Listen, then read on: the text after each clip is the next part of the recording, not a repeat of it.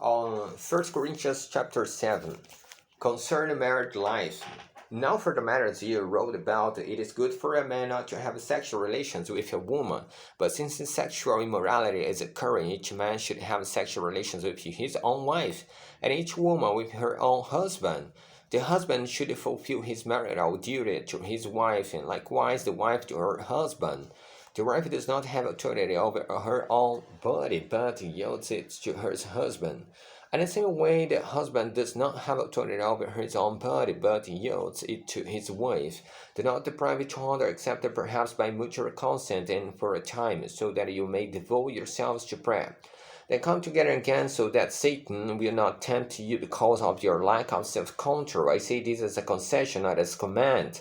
I wish that all you were as I am, but each of you has your own gift from God. One has this gift, another has that. Now the unmarried and the widows, I say, it is good for them to stay unmarried, as I do, but if they cannot control themselves, they should marry.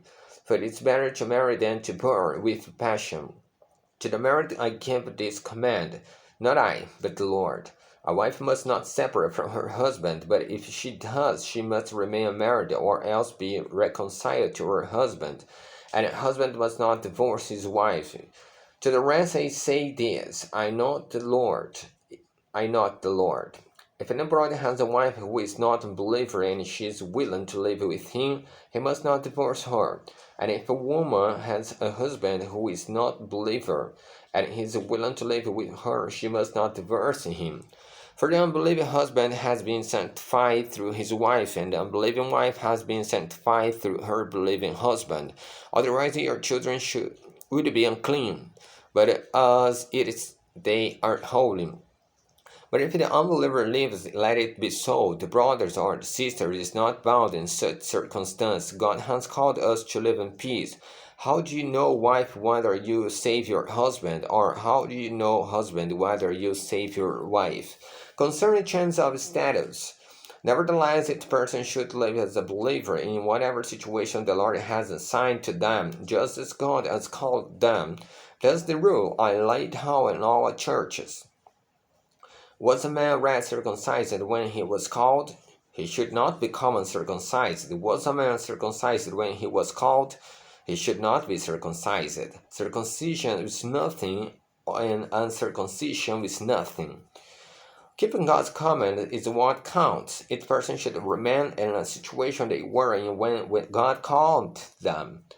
Were you a slave when you were called? Don't let it trouble you, although if you can your freedom, do so. For the one who was a slave when called to faith in the Lord is the Lord freed person similarly.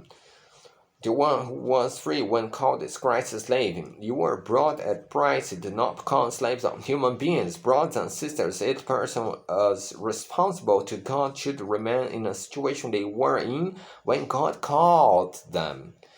Concerning the unmarried, know about virgins, I have no command from the Lord, but I give a judgment as one by the Lord's mercies, trustworthy because of the present crisis.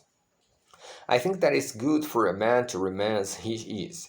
Are you pledged to a woman? Do not seek to be released. Are you free from such a commitment? Do not look for a wife. But if you do marry, you have not sinned. And if a virgin marries, she has not sinned. But those who marry will face many troubles in this life, and I want to spare you this. What do you mean, brothers and sisters? Is that the time is short? From now on, those who have wives should live as if they do not, those who mourn as if they did not, those who were happy as if they were not, those who buy something as if it were not theirs to keep, those who use the things of the world as if not engrossed in them. For this world in its present form is passing away. I would like you to be free from concerns. A married man concerned about the Lord's affairs, how he can please the Lord. But a married man is concerned about the affairs of this world, how can please his wife, and his interests are divided. A married woman or virgin is concerned about the Lord's affairs.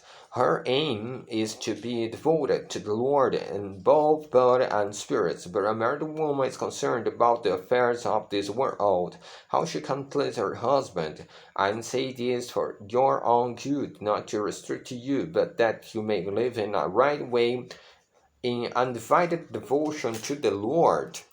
If anyone is worried that he might not be acting honorably towards the virgin he is engaged to, and if his passion were too strong and he feels he ought to marry, he should do as he wants. He is not sinning. They should get married, but the man who has settled the matter in his own mind, who is under no compulsion but has control over his own will, and who has made up his mind not to marry the virgin, this man also does the right thing, so that he who marries the virgin does right, but he who does not marry her does better.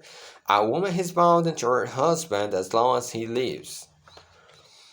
But if her husband dies, she is free to marry anyone she wishes. But he must belong to the Lord in my judgment. She is happier if she stays as she is. And I think that I do have the Spirit of God.